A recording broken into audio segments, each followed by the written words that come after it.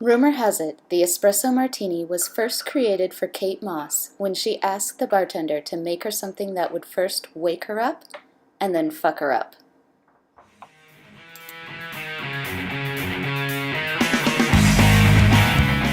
Fill a cocktail shaker with ice, then add 2 ounces of vodka,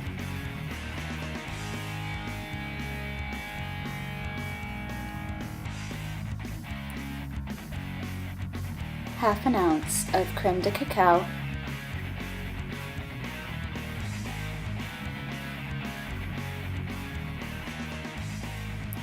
half an ounce of vanilla simple syrup,